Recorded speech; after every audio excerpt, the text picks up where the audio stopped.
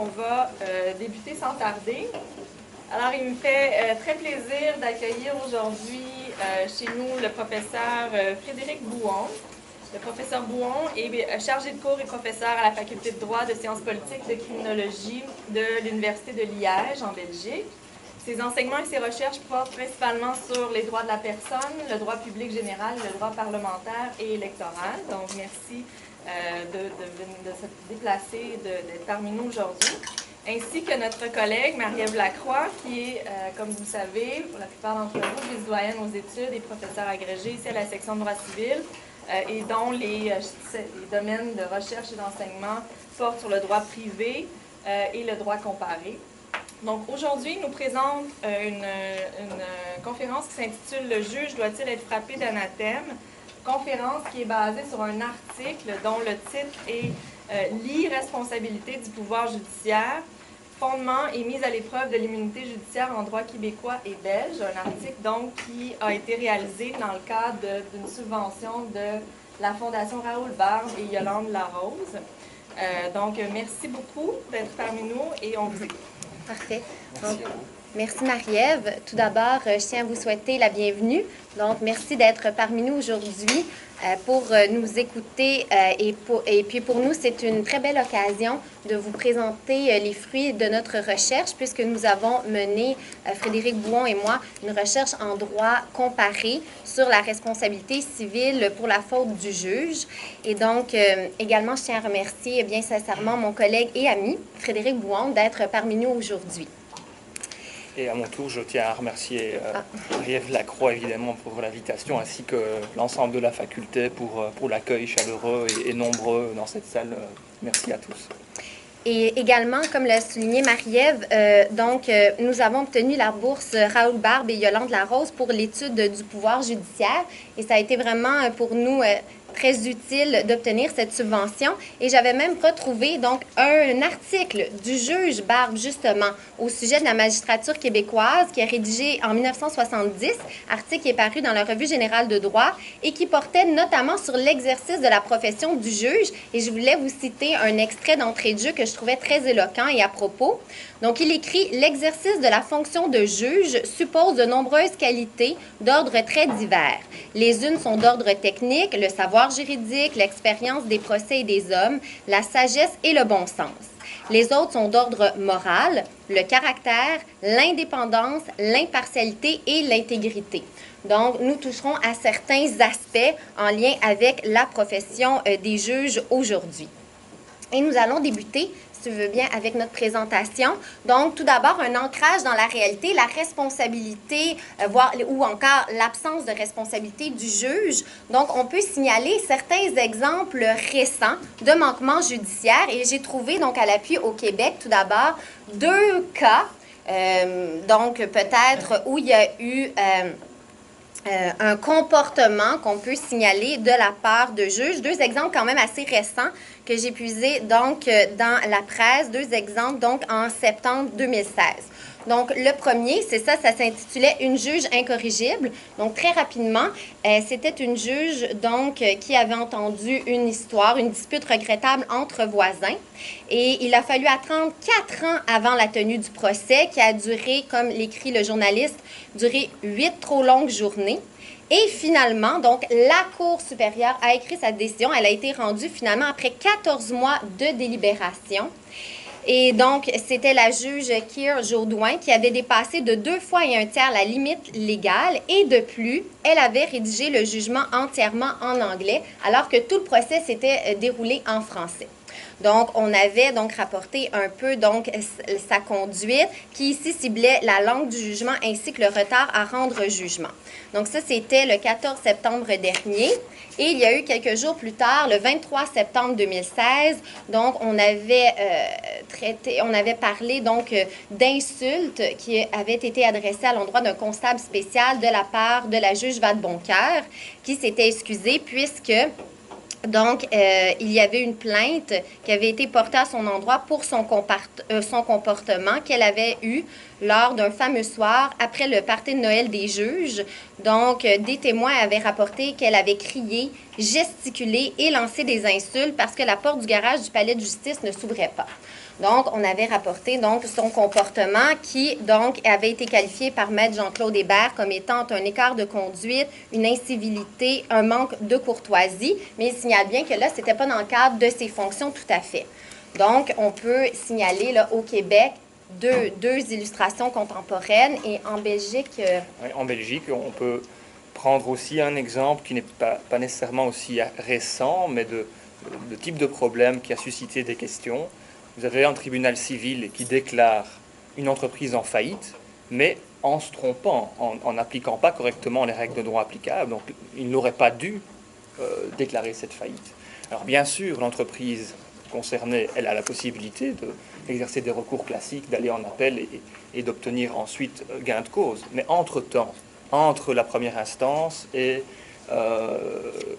l'appel, l'entreprise a cessé de fonctionner. Et évidemment, il y a un dégât, il y a un dommage qui est bien là, malgré la possibilité d'obtenir un appel, une nouvelle solution en appel. Et c'est ce type de comportement, ce type de dommage qui a contribué à faire avancer la jurisprudence, vous allez le voir en Belgique.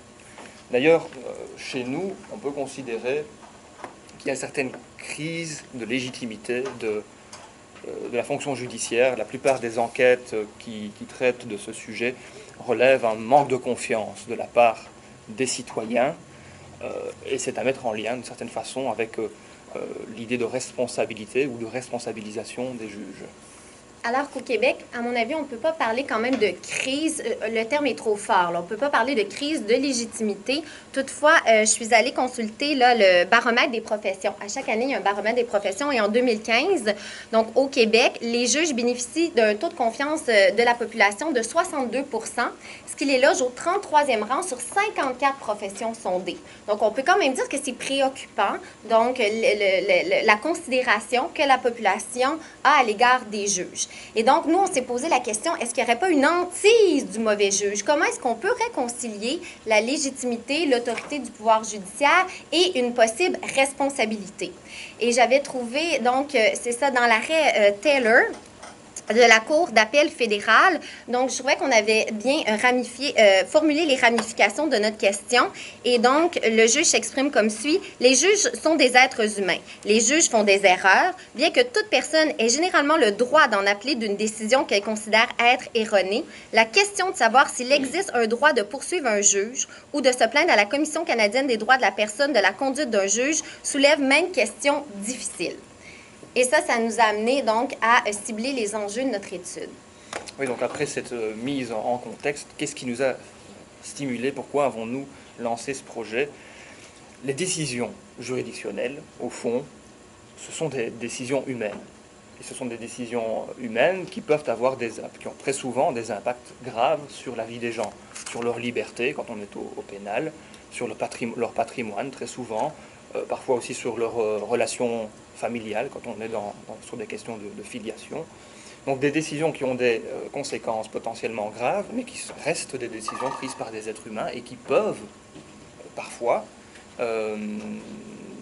être marquées par des fautes, des erreurs. Et notre question, c'est comment les ordres juridiques belges et québécois traitent ces erreurs. Est-ce qu'il y a une réaction possible? Et comment est-ce qu'on va rechercher un équilibre entre la possibilité éventuelle de mettre en cause les juges, d'une part, et de l'autre côté, la protection de l'indépendance judiciaire. C'est ça que nous sommes demandés. Le champ de l'étude, vous l'avez bien compris, c'est deux ordres juridiques. Nous représentons ici le droit québécois et le droit belge en quelque sorte. Il faut savoir à propos de ces deux ordres juridiques, que la Belgique, c'est un État fédéral aussi. Donc nous parlons d'un État fédéral, où on ne connaît pas la distinction civil law et common law. J'imagine que vous le savez.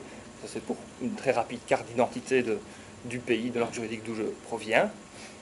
Alors que nous, c'est vrai, au Québec, tout simplement, vous le savez, là, ça c'est un rappel, les tribunaux québécois, ils sont essentiellement de constitution provinciale. C'est l'article, le paragraphe le paragraphe 14 de l'article 92 de la loi constitutionnelle de 1867, donc qui prévoit cela. Les cours fédérales font figure d'exception. Et vous savez aussi, pour des raisons historiques, le pouvoir de nommer et de rémunérer, donc, les juges des cours supérieures appartiennent au gouvernement fédéral. Et nous, pour les fins de l'étude, moi, j'ai décidé de cibler l'étude sur les juges des cours supérieures. Et donc, j'ai mis de côté les juges des tribunaux inférieurs, bien que l'on sache qu'en vertu de l'article 1er de la loi sur les privilèges des magistrats, les juges également, par exemple, de la Cour du Québec, jouissent de la même immunité de poursuite que les juges des cours supérieures. Mais pour les fins de notre étude, j'ai décidé de cibler les juges des cours supérieures, donc Cour supérieure, Cour d'appel, Cour suprême notamment. C'est peut-être utile de préciser qu'en Belgique, cette distinction n'a pas vraiment lieu parce que malgré le caractère fédéral, il n'y a pas de fédéralisation de la justice et des juridictions. Il n'y a qu'une sorte de juridiction qui sont toutes fédérales. On a fédéralisé le législateur et l'exécutif, mais pas le judiciaire.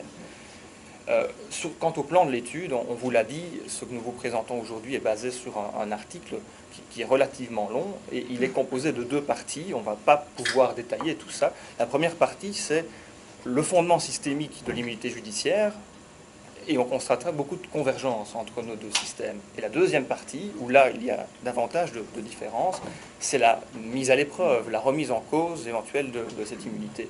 On va être rapide sur la première partie et un peu plus détaillé sur la seconde, c'est ça notre projet. Alors, notre première partie, le fondement systémique de l'immunité judiciaire, où là, vraiment, il y a une convergence entre nos 2 systèmes, donc entre la Belgique et le Québec. Donc, tout d'abord, très brièvement, l'existence du principe de l'immunité. Donc, c'est clair, c'est limpide. En Belgique comme au Québec, il y a un principe d'immunité judiciaire qui existe, ce qui implique, en théorie, la responsabilité des juges ne peut en principe jamais être recherchée. Toutefois, il y avait un premier point qu'on voulait signaler sur le plan de la responsabilisation des juges. Donc, le principe d'immunité n'est pas incompatible avec une certaine responsabilisation des juges. Et donc, vous le savez, il y a certaines règles déontologiques qui encadrent la conduite des juges. On peut penser notamment, selon les juges qui relèvent du fédéral ou du provincial, mais il y a le Conseil de la magistrature du Québec, donc qui existe en vertu du Code de déontologie de la magistrature, et également le Conseil canadien de la magistrature qui existe en vertu des principes de déontologie judiciaire, où il y a vraiment des grands principes, des valeurs fondamentales qui encadrent la fonction judiciaire, notamment on traite de l'indépendance, l'intégrité, la diligence, l'égalité et l'impartialité. Et il y a aussi en Belgique, tu avais soulevé... Faire le parallèle, effectivement, oui. On a un article 404 du Code judiciaire qui est la base juridique du système disciplinaire.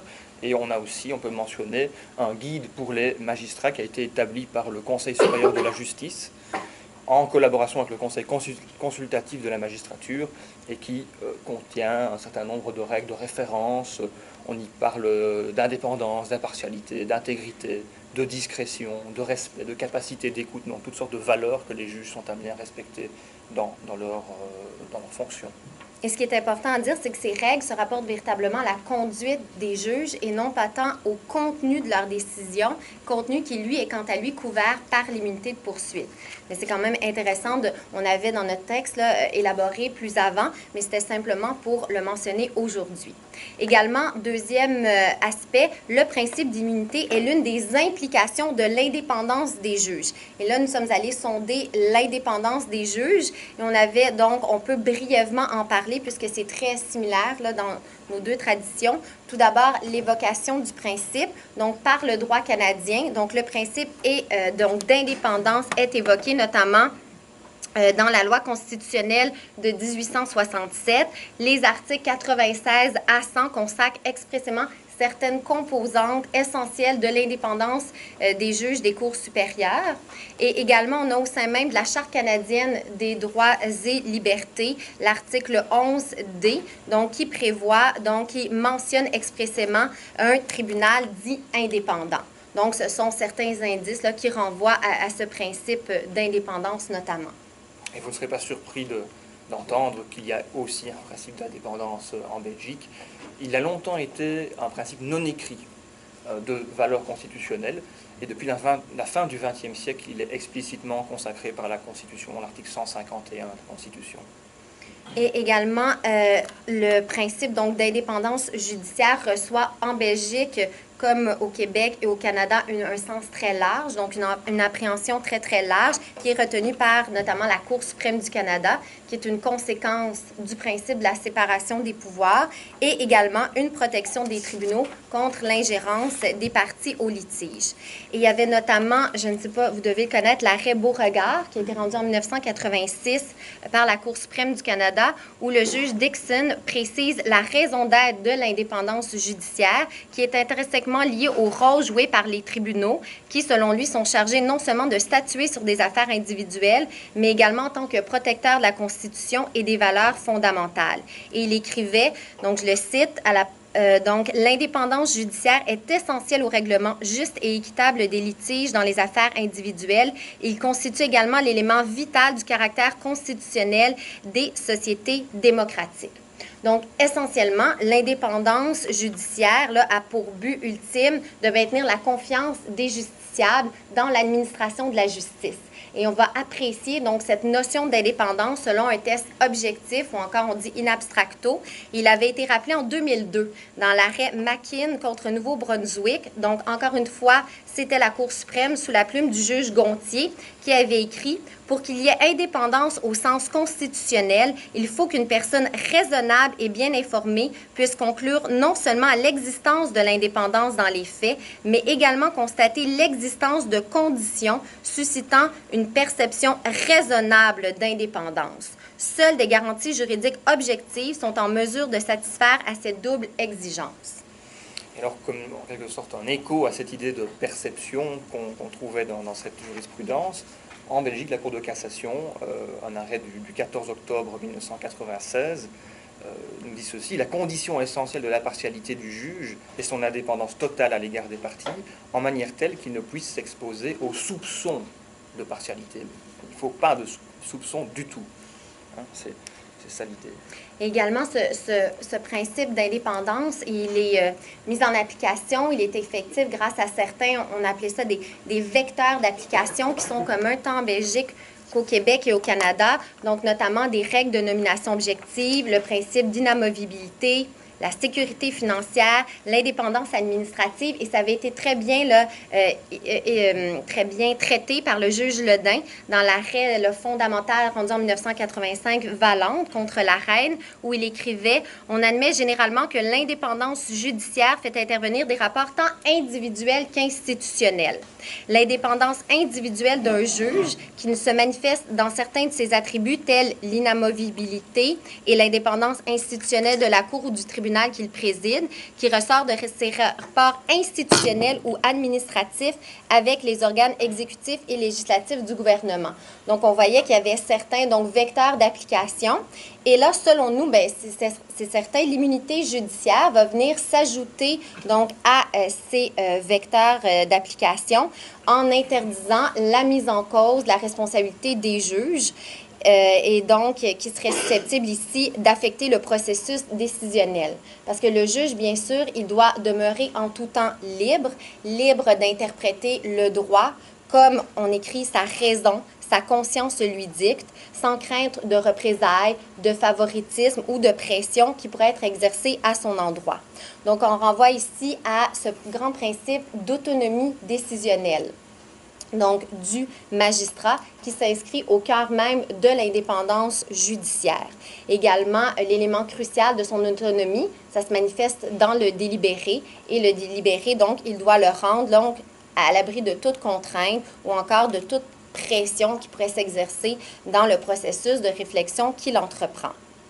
Et donc, on avait également donc affirmé ce principe, donc cette immunité judiciaire qui se traduit dans le pouvoir décisionnel du juge, et ça avait été écrit notamment avec justesse par le professeur Glenn, qui avait écrit donc ce qui suit: obliger le juge dans la fonction judiciaire, c'est lui dire comment juger. C'est enlever son pouvoir décisionnel pour y substituer la décision d'autrui. La justice, cependant, ne peut être à la fois déléguée et retenue. Donc, l'immunité correspond à une garantie un attribut même de l'indépendance judiciaire, et c'est ce qui était vraiment commun à nos deux ordres juridiques. Nous allons arriver à la deuxième partie. Oui. Jusqu'à présent, vous l'avez bien entendu, on est dans des sphères tout à fait communes, sous réserve sans doute de petites nuances, mais des repères communs. Ce principe d'immunité qui est un pilier de l'indépendance judiciaire. Et alors on revient avec les questions qu'on vous a présentées au départ. Pourquoi éventuellement remettre en cause, mettre à l'épreuve cette immunité? Eh bien parce qu'il peut y avoir des dommages causés par des erreurs, par des fautes, dont les juges sont la cause. Et que les victimes de ces dommages, légitimement, peuvent souhaiter obtenir des réparations. Dans le contexte qu'on vient d'exposer, elles se trouvent empêchées d'obtenir ces réparations, puisque l'immunité l'empêche. Et il peut aussi, par ailleurs, être tentant de considérer que les juges sont des professionnels, comme les autres, finalement. Si on désacralise un instant leurs fonctions, ce sont des gens qui exercent une profession, et dans le cadre de cette profession, on peut juger raisonnable qu'ils soient soumis à une certaine responsabilité. Est-ce que ces éléments que je viens de rapidement évoquer justifient de sacrifier le principe d'immunité? Notre réponse est clairement non d'abord. Il est tellement important, c'est ce qu'on a essayé de rappeler dans la première partie, il est tellement important, il est un pilier de l'indépendance qu'il ne faudra surtout pas le sacrifier. Par contre, peut-être relativiser dans une certaine mesure sa portée, c'est une voie qui peut s'envisager. Et à cet égard-là, nous avons trouvé intéressant, peut-être pas ici, de nous plonger un instant dans des considérations historiques pour dire que l'immunité n'est pas quelque chose qui va de soi, qui n'a pas toujours, en tout lieu, à toute époque, été une évidence. Et je voudrais citer un passage d'un ouvrage de Robert Jacob, je pense que certains d'entre vous le connaissent. Il évoque la situation en France il y a quelques siècles, et il nous dit ceci: « La justice retournée contre le juge n'est pas seulement une figure de l'imaginaire. Nous connaissons encore assez mal l'histoire des formes qui précèdent ce que nous appelons la discipline ou la déontologie judiciaire. Mais ce que nous savons montre qu'à côté peut-être de phases de laxisme, elle connut des flambées d'une rare violence. L'ancien droit se montre même, dans son principe, d'une sévérité étonnante.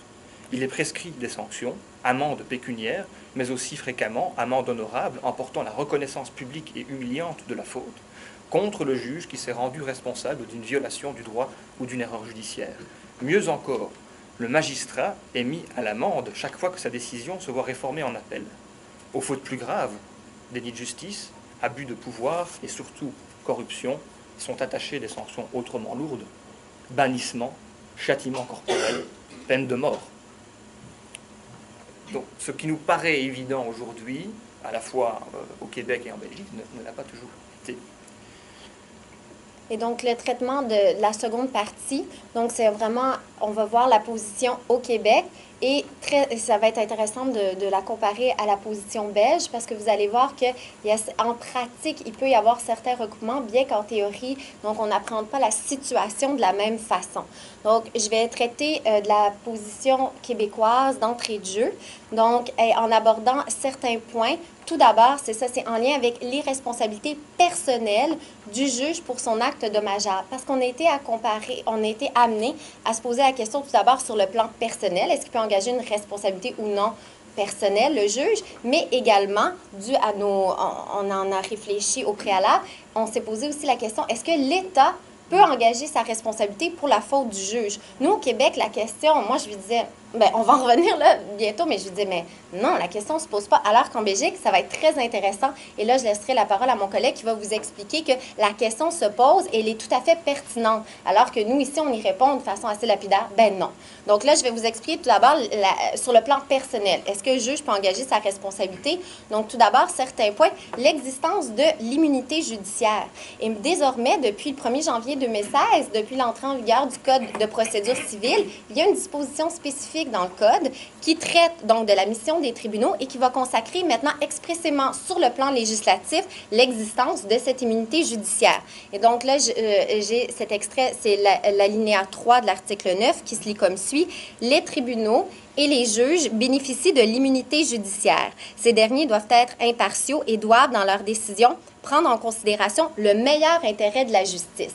Et j'ai donc trouvé une décision, Thirion contre Québec, procureur général, qui a été rendue en 2016, donc cette année, donc qui interprète déjà cette disposition du Code de procédure civile et où on retrouve donc la mention « Cette immunité, qui a été reconnue depuis fort longtemps, est essentielle pour garantir à la fois l'indépendance de la magistrature et il est dans l'intérêt général de la justice. » Donc, l'immunité existe. Sa raison d'être, essentiellement, donc, repose sur la nature du rapport qui va se tisser entre le juge et les justiciables. Et c'est ça qui est fondamental à l'administration de la justice. Et ici, petite nuance, c'est pas tant par rapport à cette immunité n'est pas tant attachée à la fonction judiciaire, elle n'est pas tant attachée plutôt à la personne du juge qu'à sa fonction judiciaire. Également, donc, ce qui est important de souligner, c'est le caractère que l'on dit absolu de l'immunité judiciaire. Donc, un point très bref sur sa genèse. Donc, selon une règle de common law public plusieurs fois centenaire, le juge bénéficie d'une immunité de poursuite. Et c'est l'arrêt Syros contre Moore en 1975 qui a rappelé ce principe. Et donc, comme héritier de la common law anglaise, ce principe d'immunité judiciaire demeure applicable en droit supplétif canadien. Et ici, c'est vraiment là, une immunité et non pas un privilège comme ce qu'on peut lire par rapport, par exemple, aux avocats. Donc, les avocats bénéficient plutôt d'un privilège, à mon sens, qui est une immunité, en d'autres termes, qu'on peut dire relative, alors que les juges, à mon sens, bénéficient vraiment d'une immunité que l'on va voir quasi là, absolue, voire absolue.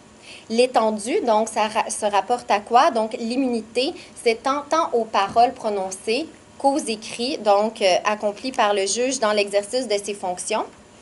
Et j'ai retrouvé à l'appui une ancienne décision, une décision qui date de 1929, où déjà la Cour supérieure traitait donc de la portée de l'immunité du juge. C'était l'affaire Bengal, je ne sais pas si je prononce bien, contre Weir, où on a rejeté, où la Cour supérieure a rejeté une action en dommages-intérêts qui avait été portée contre un juge de la Cour supérieure qui avait injurié un témoin lors de sa déposition et qui ne lui avait pas donné l'occasion de se justifier. Et donc, déjà en 1929, le juge Trahan écrivait ce qui suit. Le juge bénéficie d'une immunité absolue et ne peut être recherché civilement en dommages à raison des opinions qu'il exprime et des paroles qu'il prononce à l'audience dans l'exercice de ses fonctions et les limites de sa juridiction. Et ce, même s'il agit avec malice, de mauvaise foi, même si les paroles sont fausses, diffamatoires, libelleuses, injurieuses, étrangères au litige et dites sans raison ou cause probable. Donc, on voit que c'est très large. Notre Cour suprême, donc j'ai écrit consécration, notre Cour suprême, donc, a consacré ce principe d'une immunité absolue de poursuite aux juges des cours supérieures dans l'arrêt Morier contre Rivard en 1985, qui a été rendu donc la même année que l'arrêt Valente, dont je vous ai fait mention un peu plus tôt, donc qui traitait de l'indépendance judiciaire. Donc, dans l'arrêt Morier contre Rivard, donc la Cour suprême donc écrit, c'est bien clair, que le juge, donc que l'immunité protège le juge, même s'il excède sa compétence ou contrevient aux règles de justice naturelle ou aux dispositions d'une loi qui protège les droits et libertés fondamentaux des justiciables. Elle ne dépend pas de la bonne foi du magistrat. Donc, c'est la consécration d'une portée absolue de l'immunité des juges.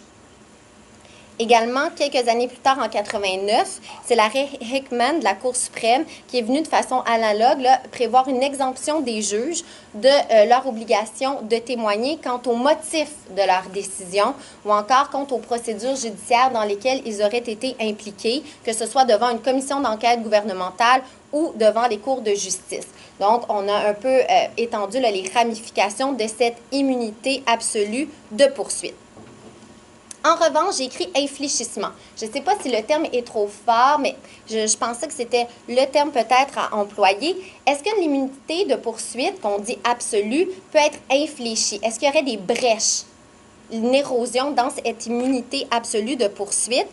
Et on a certaines décisions, on fait mention que l'immunité doit s'incliner lorsque les juges des cours supérieures agissent, donc il y aurait 2 conditions cumulatives, en dehors de leurs compétences, tout en sachant ne pas avoir compétence d'agir ainsi. Et donc, notamment, il y avait une affaire, c'est Forget contre Commission des valeurs mobilières du Québec en 93.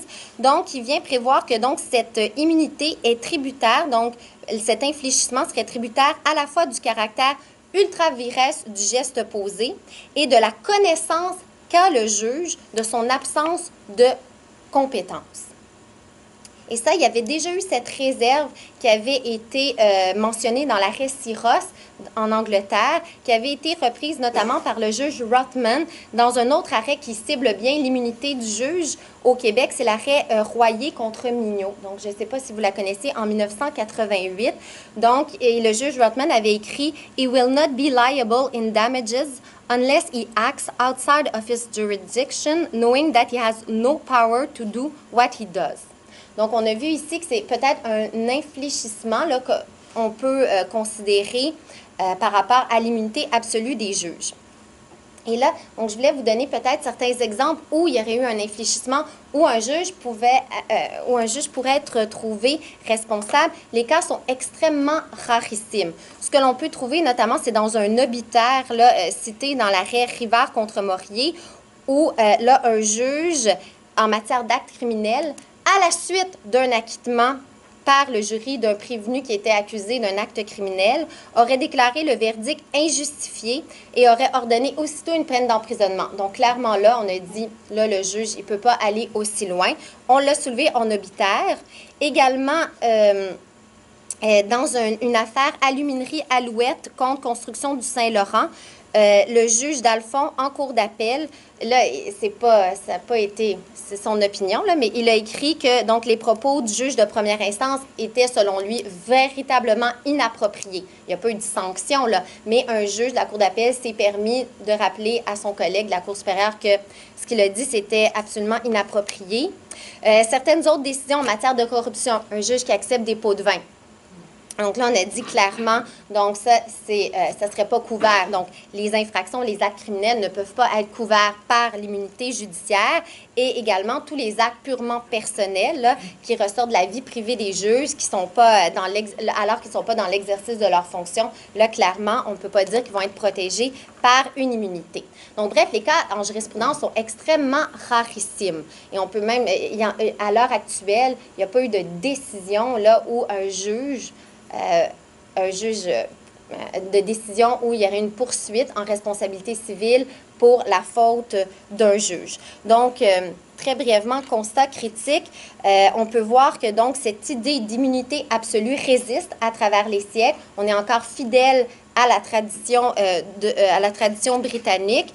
Au Québec, toutefois, je pense qu'on peine à articuler une théorie générale de l'immunité judiciaire quand on parle d'agir dans l'exécution de ses fonctions, quand on parle de la bonne foi, la malice. Ce sont tous des termes, des concepts quand même qui sont larges, qui sont susceptibles d'interprétations variables et donc on peut les critiquer. Certains auteurs, ça j'en fais mention plus longuement dans notre texte, mais certains auteurs critiquent donc cet infléchissement peut-être qui pourrait exister. Pourquoi est-ce qu'on recourt aux critères de mauvaise foi quand on parle d'absence de compétences? Et surtout, comment est-ce qu'on peut parler de mauvaise foi du juge si on peut même pas, c'est une question de fait, alors que si on peut même pas intenter une poursuite en responsabilité civile, on ne pourra jamais aller sonder la bonne ou la mauvaise foi d'un juge. Donc, il y a certaines propositions qui ont été mises par des auteurs. On s'est dit, à l'instar d'autres professionnels, on pourrait mettre en place des fonds d'indemnisation de la magistrature, ou encore créer un système de responsabilité de no fault, de sans faute. Donc, il y en a d'autres aussi qui ont dit, mais il y a déjà une instance disciplinaire pour sanctionner la conduite des juges. Donc, pourquoi passer par un recours en responsabilité civile pour sanctionner le contenu de leur décision? Mais là, ici, la conduite, l'instance disciplinaire, c'est plutôt pour la conduite, alors que l'immunité, pour nous, ça se rapporte plutôt peut-être au contenu même des décisions judiciaires. Donc, bref, c'était très intéressant de réfléchir sur la responsabilité personnelle, puisqu'on peut dire, oui, il y a une immunité de poursuite absolue, certains infléchissements, et il faudra voir, il y a notamment l'auteur Luc Huppé, qui, donc, s'était intéressé à la question, qui avait dit que malheureusement, il n'y avait pas encore à l'heure actuelle de décision, mais ça pourra peut-être être susceptible d'évolution, qui sait. Et finalement, très brièvement, parce que nous, donc au Québec, la question s'est absolument très peu posée, la question de la responsabilité de l'État pour l'acte dommageable d'un juge. Donc, c'est assez clair, c'est le principe de l'irresponsabilité de l'État québécois qui prévaut. Tout d'abord, c'est très simple, deux justifications qui commandent donc une irresponsabilité de l'État. C'est que l'immunité personnelle du juge va s'étendre à l'État, dont il est l'organe et qui va donc empêcher de facto la responsabilité civile de l'État. Et également, il faut considérer que le juge ne peut pas être considéré comme un préposé donc, de l'État. Donc, il peut être rémunéré par le gouvernement, mais il ne va jamais être considéré comme un préposé de l'État. Et l'État, comme commettant, ne pourrait donc pas être redevable donc, en matière de responsabilité civile. Et c'est la raison pour laquelle donc, un justiciable victime d'un dommage ne pourrait pas, donc, à mon sens, là, voir son recours accueilli pour la faute d'un juge, tout simplement. Donc, je poursuis avec la vision belge. On va aussi faire la distinction entre la responsabilité personnelle et celle de l'État, parce que celle de l'État va prendre une importance tout à fait grande de notre côté. D'abord, donc, la question de la responsabilité personnelle. Je ne reviens pas sur l'existence et la raison d'être, parce que c'est détaillé dans le texte et que c'est assez similaire à ce que Marie-Ève Lacroix a déjà expliqué. Donc, avançons sur le caractère relatif, et ça, c'est une première grande différence par rapport à ce qui a été exposé pour le droit québécois. D'emblée, on considère chez nous que cette immunité, elle est relative. Et pourquoi ? Parce qu'il existe dans le code judiciaire un mécanisme, une procédure spéciale qui s'appelle la prise à partie. Et la prise à partie, elle permet à une personne qui estime avoir été la victime de certains comportements du juge d'actionner un recours devant la Cour de cassation. Donc c'est un recours qu'on adresse devant la Cour suprême, la Cour de cassation chez nous. L'article 1140 du Code judiciaire dit ceci: les juges peuvent être pris à partie dans les cas suivants, et il y en a 4. S'ils se sont rendus coupables de dol ou de fraude, soit dans le cours de l'instruction, soit lors des jugements, si la prise à partie est expressément prononcée par la loi, si la loi déclare les juges responsables à peine de dommages et intérêts, et s'il y a, quatrièmement, déni de justice.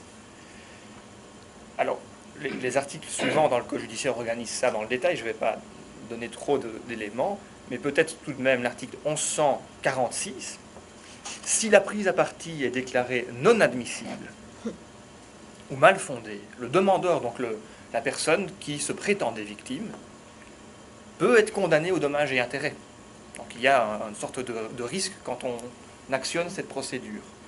Et l'article 1147, c'est la contrepartie. Si la prise à partie est accueillie, alors la Cour de cassation condamne le défendeur, qui est le juge, qui est la juridiction, à la réparation du préjudice souffert. Donc nous avons quelque chose qui relativise, comme vous le voyez, l'immunité. C'est en tout cas le principe.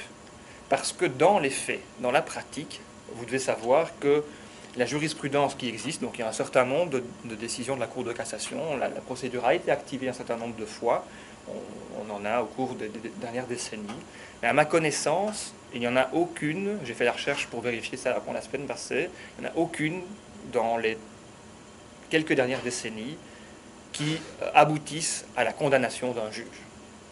Par contre, il y en a qui concluent à la première possibilité et qui condamnent le demandeur à payer des dommages et intérêts. Et là, généralement, c'est 7 500 €, donc 10 000 $. C'est quand même pas négligeable. Ce qui veut dire qu'en pratique, de facto, l'irresponsabilité personnelle du juge reste quasiment intacte, malgré l'existence de cette procédure qui est souvent considérée comme désuète. Pourquoi? Parce que la notion la plus importante, on dit dans le Code, je l'ai cité, que c'est notamment les cas de dol ou de fraude. La jurisprudence est très stricte sur cette notion. Il faut, dit-elle, que le magistrat se soit rendu coupable de manœuvre ou d'artifice, soit pour tromper la justice, soit pour favoriser une partie, soit pour lui nuire, soit pour servir un intérêt personnel. Et heureusement, ça n'arrive pas trop souvent. Donc, premier élément, relativisation théorique, mais quasi absolue, quasi maintien de limite absolue en pratique. On arrive alors, et je pense que c'est le plus intéressant, à la question de la responsabilité de l'État pour l'acte dommageable du juge. Et ma collègue a traité ça en quelques secondes, puisque, semble-t-il, ça ne se pose pas vraiment chez vous. Chez nous, au contraire, il y a eu une très grande évolution dans ce domaine-là. Pendant la plus longue partie de l'histoire du pays, on avait un régime tout à fait similaire. On considérait que, étant donné que le juge est généralement immunisé, sauf prise à partie, cela s'étend à l'État, et l'État est aussi immunisé. Mais en 1991, on a un arrêt important, c'est l'arrêt Anka de la Cour de cassation, qui revient sur ce principe et qui décide qu'on va appliquer à l'État, lorsqu'une faute est commise par un juge, le droit commun de la responsabilité civile, c'est-à-dire le régime de l'article 1382-1383 du Code civil belge, qui est le même que l'ancien article 1382 du Code civil français. Donc le régime commun.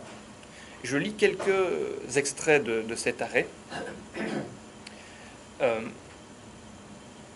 La Cour part de l'idée que les juridictions judiciaires sont compétentes pour toutes les contestations qui portent sur des droits civils. Et évidemment, réclamer des dommages et intérêts à la suite d'un dommage, c'est un droit civil.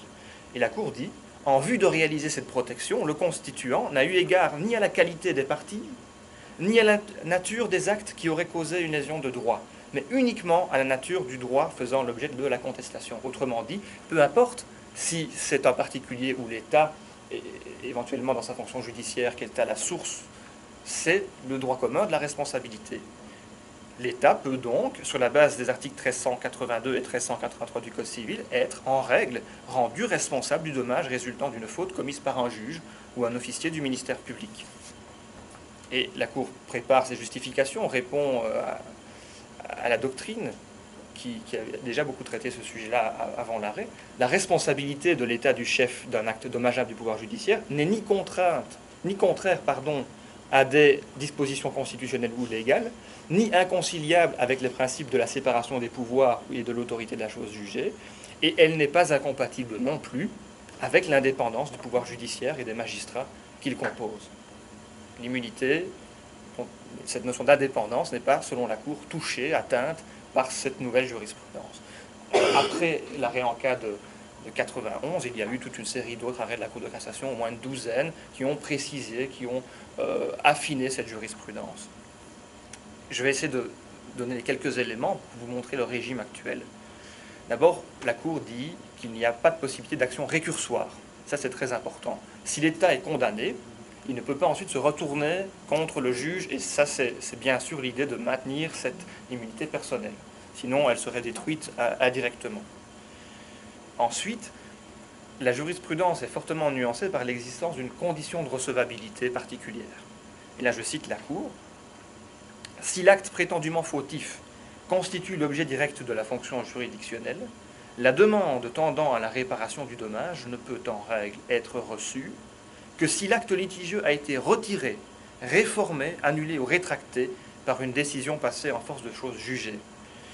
Cela veut dire donc qu'il faut d'abord exercer les droits de recours, les modes de recours ordinaires. Vous ne pouvez pas, en première instance, si vous estimez être préjudicié, aller voir un juge et demander une réparation de ce dommage causé par un jugement en première instance. Il faut d'abord aller en appel, éventuellement devant la Cour de cassation, et ce n'est qu'ensuite, si vous estimez toujours être victime d'un préjudice, que vous pourrez éventuellement obtenir gain de cause sur le plan civil. Je n'entre pas ici sur une question intéressante, mais on peut y venir pendant les questions si vous voulez, sur le cas des juridictions suprêmes. Parce que par définition, les juridictions suprêmes, on ne peut pas annihiler leur jugement, on ne peut pas les faire disparaître. Donc la condition de recevabilité qui normalement impose de faire d'abord disparaître la décision problématique ne peut pas être réalisée. Il y a eu une évolution, donc on a admis que même les juridictions suprêmes pouvaient être concernées. La Cour de cassation, chez nous, peut être l'auteur d'une faute, et l'État peut être condamné à réparer la faute d'une juridiction suprême. Un élément important encore, c'est certainement de préciser la notion de faute, puisqu'on parle de responsabilité civile. À partir de quand considère-t-on qu'il existe une faute dans ce contexte particulier? En théorie, puisqu'on applique le droit commun, cela peut être d'une part la violation d'une norme qui impose au juge un comportement ou une manière d'agir particulière, ou, deuxième critère possible, la violation d'une norme un peu plus vague, d'une norme générale de conduite. Alors le premier critère est en pratique jamais utilisé parce qu'on estime qu'il n'y a pas de norme qui impose des comportements précis au juge. C'est lié à sa capacité, de décider de manière autonome, indépendante. Donc le droit ne lui impose pas des comportements très précis. Par contre, si le second critère, l'idée qu'il doit respecter la norme générale de prudence, s'applique bien. Cela a comme conséquence que l'erreur d'interprétation ou dans l'application du droit n'entraîne pas nécessairement une faute. Il faut une erreur, une faute caractérisée. Ce n'est pas parce que, et là on reste évidemment dans la tradition, c'est pas parce que le jugement est réformé en appel, parce que le juge a pris une position peut-être minoritaire et que le jugement est réformé en appel, qu'il y a faute, bien entendu. Il faut quelque chose de caractérisé, de relativement manifeste. Le juge a droit à l'erreur, dit-on dans la littérature, dans la doctrine spécialisée. Seule la faute qualifiée emporte la qualification de faute au sens de l'article 1382. Et pour terminer, avant de laisser 2 minutes à Marie-Ève pour conclure, si nécessaire, l'influence du contexte européen.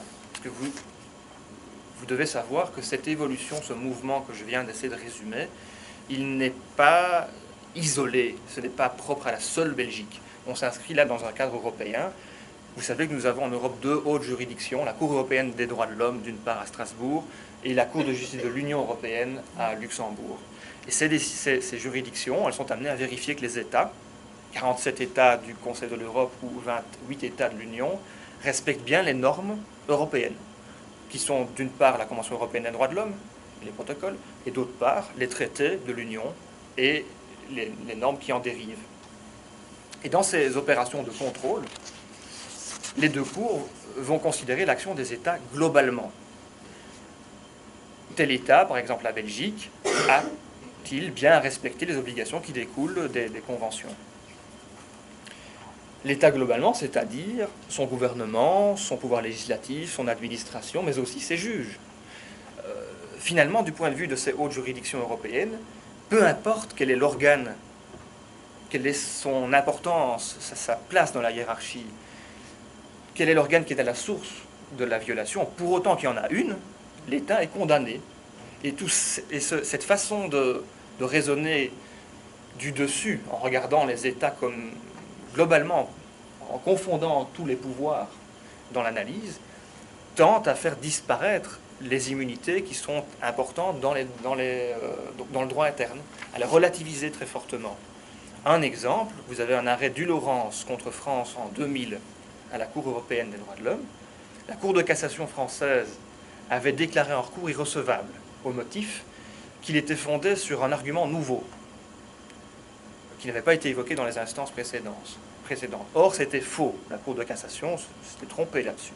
Mais la Cour européenne des droits de l'homme a dit qu'il y avait eu une erreur manifeste de la Cour de cassation et a condamné la France pour violation de l'article 6, donc procès équitable, pour une faute de ses juges suprêmes qui n'ont pas dû apprécier l'arrêt, on imagine, et a obligé la France à payer 100 000 francs français à l'époque, donc environ 15 000 euros, pour réparer le préjudice occasionné. Et vous voyez l'existence de ces mécanismes européens, j'arrive vraiment à la toute fin de mon propos, l'existence de ces mécanismes-là, qui désacralisent les immunités de droit interne, poussent les États, dans leur propre droit interne, à eux-mêmes évoluer et à relativiser les immunités qui existent.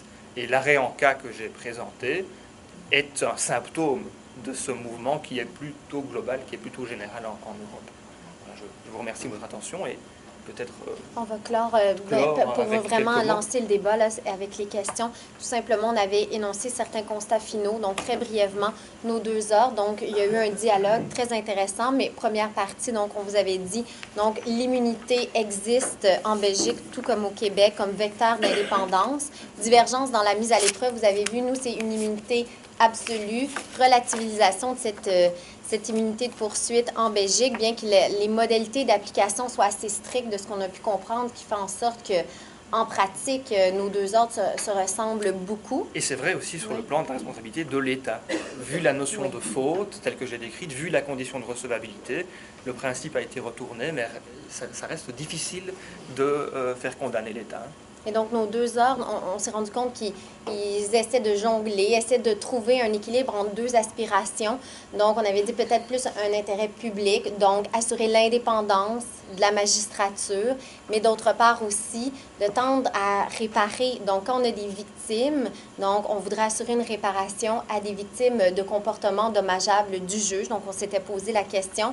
Et au final, donc, la finalité ultime de tout ça, c'est d'assurer, on veut que les justiciables aient confiance en l'administration de la justice. Donc, on veut donc tendre à une bonne justice, à ce que les justiciables soient satisfaits. Et donc, on s'est posé la question, est-ce que ce serait une bonne chose de trouver responsables les juges? Et on s'est dit peut-être qu'au final, l'instance disciplinaire peut être suffisante pour encadrer la conduite judiciaire à tout le moins. Et donc, ça nous a permis de traiter de ce sujet qui nous a quand même, somme toute, passionnés, on peut le dire. Donc voilà, si vous avez des questions ou commentaires, suggestions, notre texte n'est pas encore soumis à publication, donc on est vraiment ouvert. Là, le juge barrière, ça c'est noté. Et si vous avez d'autres commentaires, suggestions, on est ouvert. De commentaires.